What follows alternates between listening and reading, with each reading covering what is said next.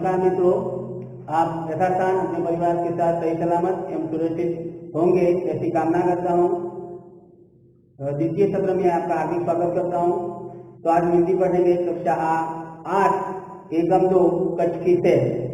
उसके जो लेखक है वो हरीश ढोलकिया हैं। कच्छ निवासी हरीश ढोलकिया अध्यापक थे। शिक्षक तत्व आपकी पहचान बन गई है। पूर्व राष्ट्रपति एपीजे अब्दुल कलाम की बहुचर्चित विंग्स ऑफ फायर पुस्तक आपने गुजराती भाषा में अनुवाद अगस्त से शीर्षक से किया है। शिक्षण कार्य के आपके अनुभव, संशोधनात्मक लेखन कार्य तथा पत्रकारित्व आपके लेखन के क्षेत्र हैं। कच्छ मित्र में आप सुरखा स्तंभ अंतर्गत लिखते हैं। आपका सदन कार्य अंगदों पर 400 का आनंद तथा शिक्षण संबंधी गुजराती साहित्य लोकप्रिय है।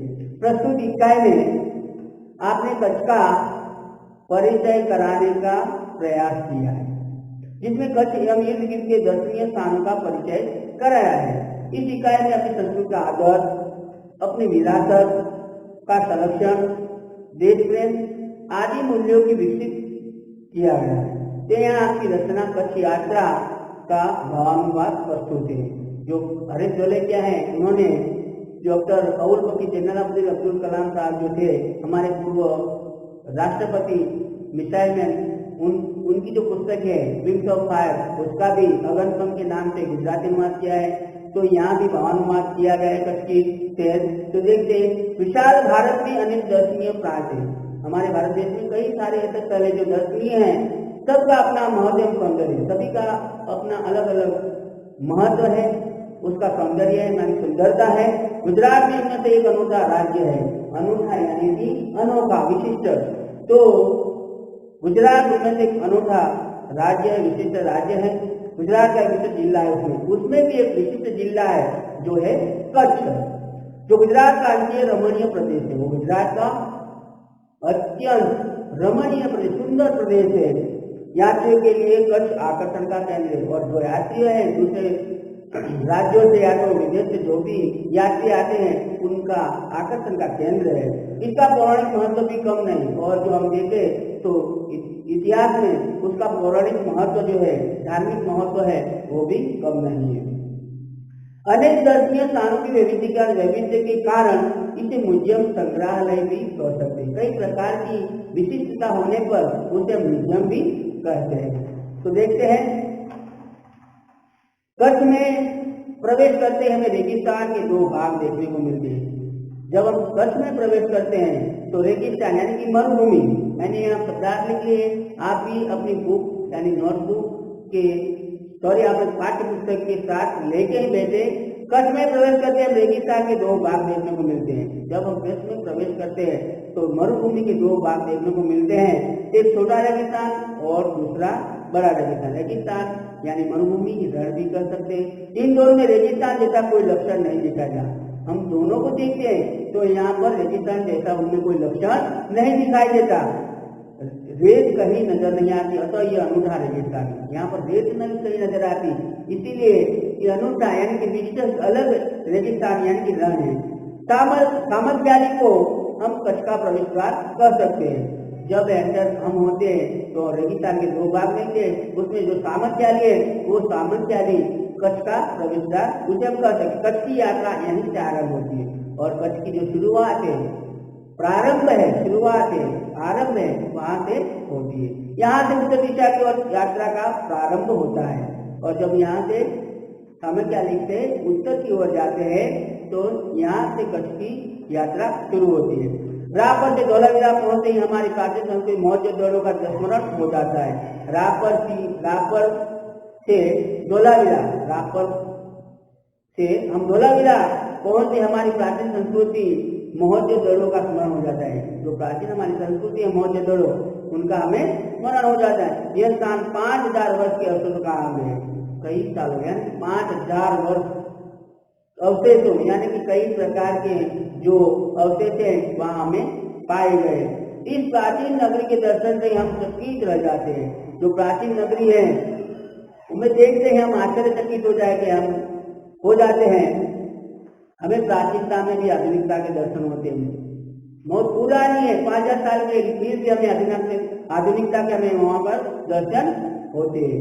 सामख्याली से पश्चिम की यात्रा करते बचाव नजर आता है। सामख्याली के बाद हम देखते हैं तो हमें थोड़ी यात्रा करते पश्चिम की ओर जाते हैं तो हमें बचाव नजर आता है, जो बड़ा गांव है जैसे नगर, वो बड़ा सा गांव है, दिखता है गांव लेकिन हमें नगर जैसा लगता है। वहां से गांधीधाम औद्योगिक कारखानों का शहर है, वहां से आगे चलते हैं तो गांधीधाम जो औद्योगिक कारखानों का शहर है, यहाँ सिंधी प्रजा पाकिस्तान से आकर स्थायी हुई है, और जो गांधीधाम है वहां से जो प्रजा रहती है वो पाकिस्तान से आकर वहां पे स्थायी हुई है। गांधीधाम आदिपुर तथा गोपालपुरी उद्योगों के कारण विकसित हुई दिखाई देते हैं। उसके आजू बाजू जो गोपालपुरी है, आदिपुर है, वो उद्योगों के कारण विकसित हुए हैं। आदिपुर में गांधी स्मृति तथा पास ही कंडला बंदरगाह का बड़ा महत्व है। आदिपुर में जो गांधी स्मृति है उसका स्टेच्यू मतलब मूर्ति वहां पे रखी गई है, और गांधी जी की याद में पास में कंडला बंदर, हमारे गुजरात का सबसे बड़ा बंदर कंडला भी वहां हमें दिखाई देता है। कंडला का विकास यहाँ की प्रजा के लिए महत्वपूर्ण, कंडला जो है उनका विकास यहाँ की प्रजा के लिए महत्वपूर्ण, क्योंकि उनको रोजी रोटी मिली रहती है।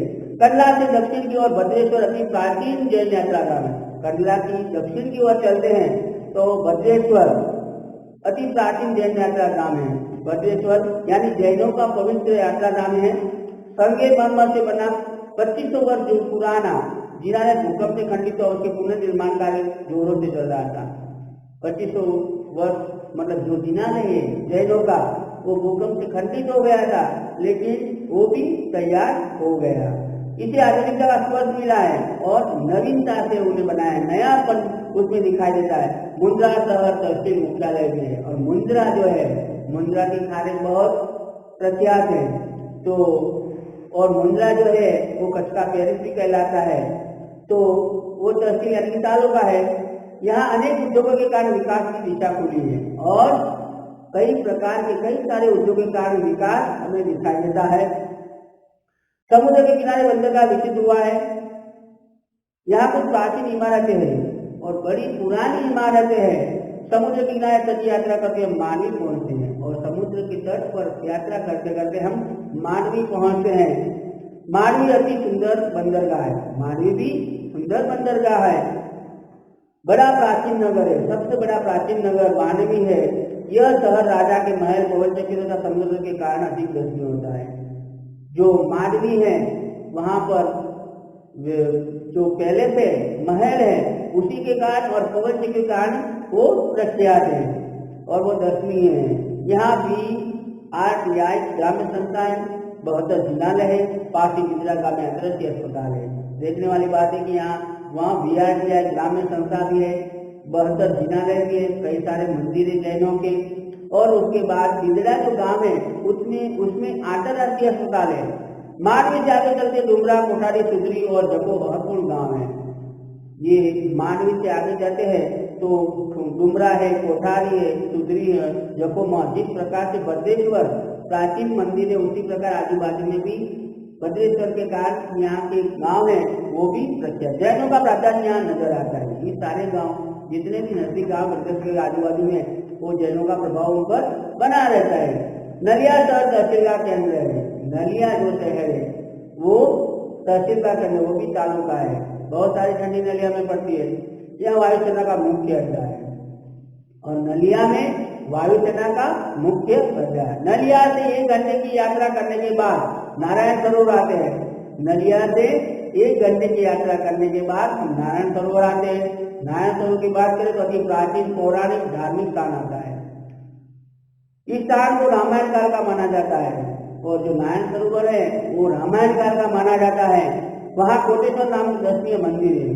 कोटेश्वर नामक वहाँ दर्शनीय मंदिर है, जहाँ से रावण गुजरा था। यह पूरे भारत का प्राचीन स्थान माना जाता है, और जो कोटेश्वर है वहाँ से रावण गुजरा था ऐसा माना जाता है। तो पूरे भारत का प्राचीन स्थान माना, भारत का सबसे प्राचीन स्थान माना जाता है कोटेश्वर, क्योंकि वो रामायण काल का है और वहां से रावण गुजरा था। तो जो कोटेश्वर है वो भारत का प्राचीन स्थान माना जाता है। सूर्योदय और सूर्यास्त दर्शन यहाँ का बड़ा आकर्षण है। सूर्य का उदय होने के बाद और सूर्य का अस्त होने के बाद यहाँ जो दर्शन का जो महत्व है वो बहुत बड़ा आकर्षण का केंद्र है। नारायण सरोवर से आगे की यात्रा में लखपत आता है। नारायण सरोवर के आगे चलते हैं तो लखपत आता है, जो अति प्राचीन स्थल है, वो भी प्राचीन स्थल है। गुरु नानक की चरण रज से पावन भूमि पर गुरुद्वार है। जो गुरु नानक थे उनका मंदिर है, गुरुद्वार है। तो एक समय का समुद्र आज जीर्ण अवस्था में होते हुए दर्शी है। एक समय तो हाँ देखते तो 1819 में पहला भूकंप आया था। आपको पता नहीं होगा, 1819 में पहला भूकंप आया था। और अभी आप देखेंगे, कभी कच्छ की यात्रा करेंगे तो जो अल्लाहबंद बना हुआ है वो अल्लाहबंद परमात्मा की इच्छा से बना है, अल्लाह की ईश्वर से बना है, इसलिए उसका नाम अल्लाहबंद रखा गया है। क्योंकि जो सुनामी आया था, उसके जो बड़े बड़े मोजे थे वो उछलकर सारे गांव को, सारे शहर को ले चलते थे। इसीलिए पाताल में से, अंदर से, भूतल में से कुछ ऐसी प्रक्रिया हुई और वहां से एक लावा की प्रकार की जो अंदर से मिट्टी आई और मिट्टी से बना टेकरा, और जो टेकरा जो बना, वो पहाड़ बना, उसे हम अल्लाहबंद करते हैं। तो 10वीं यहाँ ये किला है, उसके बगल में पांडव खनिज संपत्ति के लिए प्रसिद्ध है। सबसे मूल्यवान जो खनिज संपत्ति है वो पांडव में हमें मिलती है। साथ ही विद्युत निर्माण का एक केंद्र है, और पांडव जो है वो विद्युत निर्माण के लिए भी उपयोगी है। लखपत से मध्य कच्छ की ओर बढ़ने पर, लखपत से मध्य की ओर बढ़ने पर हाजी पर मुसलमानों के लिए श्रद्धा का केंद्र आता है, और मुसलमानों के लिए हाजी की दरगाह है। वो कच्छ की ओर लखपत में गरीबों का नवाज कहा जाता है। मुसलमानों के लिए श्रद्धा का केंद्र आता है। यहाँ पीर की मजार है, मजार यानी कि दरगाह। मैंने यहाँ शब्दार्थ लिखे हैं, आप अपनी पुस्तक अपने साथ में रखिएगा। मजार यानी कि दरगाह। यहाँ पर पीर की मजार है, रेगिस्तान की झांकी यहाँ से होती है, और वहाँ जाके हम रेगिस्तान बहुत अच्छी तरह से हम देख सकते हैं। रेगिस्तान की झांकी यहाँ से होती है। रास्ते में माता का मठ, तो वहाँ के जो राजनी है, परमार वंश के जो राजनी है, उनकी जो कुल देवी है वो माता का मठ, आशापुरी माता का मठ है, वो धार्मिक स्थान है जहाँ नवरात्रि के पर्व पर लोगों पद यात्रा करते हुए श्रद्धा भाव से दर्शनीय आते हैं। और जो ये माता का मठ है, तो नवरात्रि के समय पर बड़ी चाव से, बड़ी इच्छा से लोग पद यात्रा करते हुए श्रद्धा भाव से दर्शन के लिए आते हैं। आगे नखत्राना प्राकृतिक नजारों का केंद्र है, और आगे की ओर चलते हैं तो नखत्राना प्राकृतिक नजारों का केंद्र बना है। रास्ते में चक्रपुरेश्वर मंदिर, वाधार जैसे मनोहर प्राचीन स्थान है। कई सारे ऐसे भी स्थान है देखने लायक। अब कच्छ का मुख्य केंद्र भूज जाते हैं, और बाद में पुरेश्वर मंदिर, वाधार जैसे मनोहर दर्शन करके हम कच्छ की ओर आते हैं। भूज आते हैं, उसके वैभव का परिचय। जब हम भूज जाते तो उसका जो वैभव, प्रतिभाशाली वैभव है, उनका हमें पता लगता है। तो आयना महल, जो आयना महल है, तो ये आयना महल राम की मालम, यहाँ पर तो कुछ पूरा नाम नहीं दिया, लेकिन मैंने पढ़ा हुआ इसलिए मैं आपको बता रहा हूँ। जो राम की मालम थे, उन्होंने विश्व बाहर फॉरेन में, दूसरी कंट्री में जाकर काज कला सीख कर उन्होंने ये आयना महल बनवाया था अपने कारीगरों के साथ। उन्होंने कहा उसी प्रकार से राम की मालम, तो प्राग महल, ये सबसे गुजरात का सबसे पुराना महल प्राग महल है। टावर, स्वामीनारायण मंदिर, हिल गार्डन, अमृतसर तालाब, भुजिया पहाड़, लोक संग्रहालय, विश्वविद्यालय आदि के दर्शन करके हमें आनंद ले सकते हैं।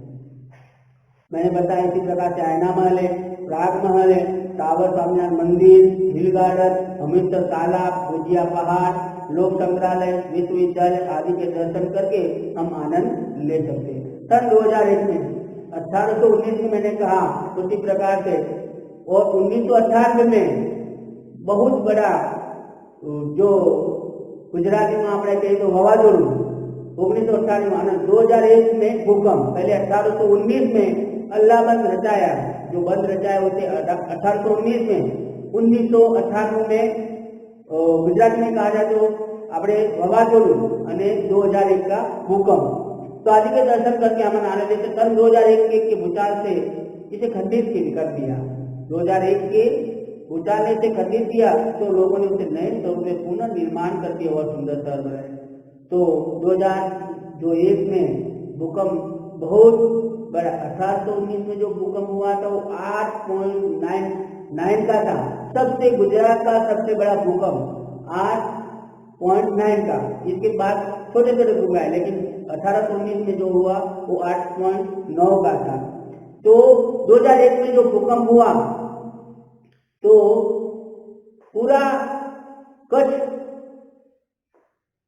जो था वो खंडित हो गया था, लेकिन फिर भी कच्छ के लोगों ने हिम्मत नहीं हारी और उन्होंने पुनः नया निर्माण कर दिया, मतलब कि फिर से नया बनाया और एक सुंदर बंदरगाह बना दिया, सुंदर शहर बना दिया। भुज से उत्तर दिशा की ओर खावड़ा में काला डूंगर है। भुज की उत्तर दिशा में जो 3 धार, उत्तर, मध्य और दक्षिण, और जो तीनों धार में सबसे उत्तर की धार बोले तो उत्तर की धार में सबसे बड़ा पहाड़ जो है वो काला डूंगर है। पहाड़ पर चढ़कर रेगिस्तान की झांकी करना एक अनूठा अनुभव है।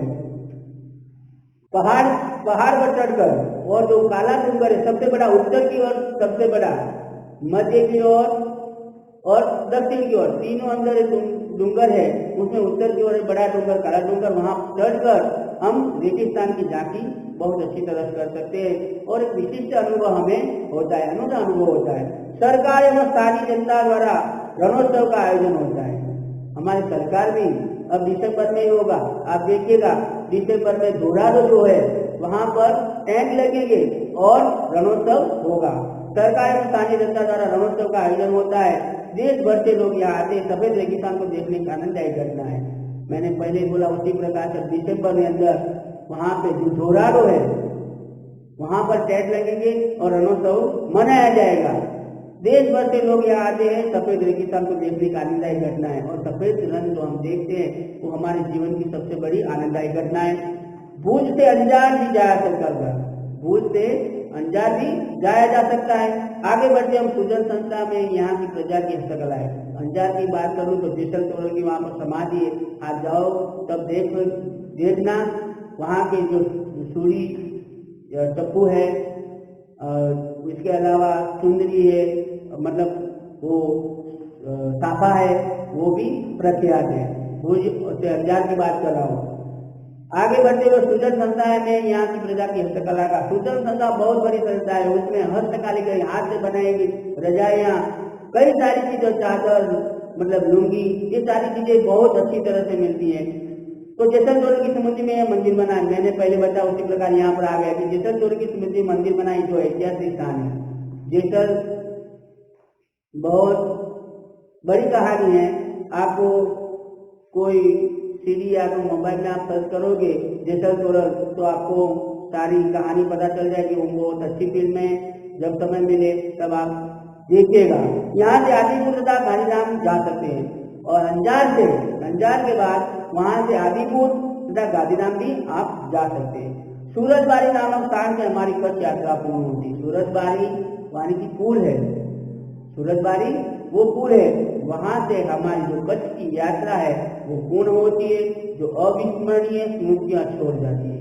हमने पूरी कच्छ की यात्रा कर ली और कच्छ के ऐसे कई दर्शनीय स्थल हैं जो हमारे मन मस्तिष्क में छा जाते हैं। तो कहा जाता है कच्छ नहीं देखा तो कुछ नहीं देखा।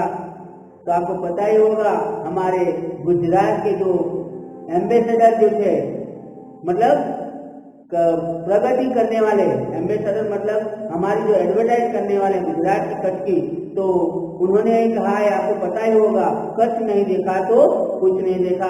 वो है हमारे मेगास्टार अमिताभ बच्चन। कच्छ गुजरात का गौरव है और दुनिया भर के लोगों के लिए किसी भी मौसम में दर्शनीय एवं आकर्षण का केंद्र है। कच्छ है, गुजरात जो विशिष्ट है उसमें भी जो कच्छ जिला है विस्तार से भी बड़ा है, तो वो गुजरात का गौरव है और दुनिया भर के लोगों के लिए एक दर्शनीय एवं आकर्षण का केंद्र है। तो जो ये अनुवादक जो थे वो महर्षि उपजत है, तो आपको शब्दार्थ भी लिखने हैं, अभ्यास और स्वाध्याय को लिखना है। और मैंने बताया उसी प्रकार से आप अपने मोबाइल में सर्च करोगे कच्छ की सेल, तो कई प्रकार से उनके जो दर्शनीय स्थल है उनकी जो प्रोस्पेक्ट यानी की माहिती आपको मिलेगी। तो आप जरूर करिएगा अपने मोबाइल में कच्छ की सेल। और विशेष जो स्थल है उनका परिचय आप लेके अपने नोटबुक में लिखिएगा। Thank you.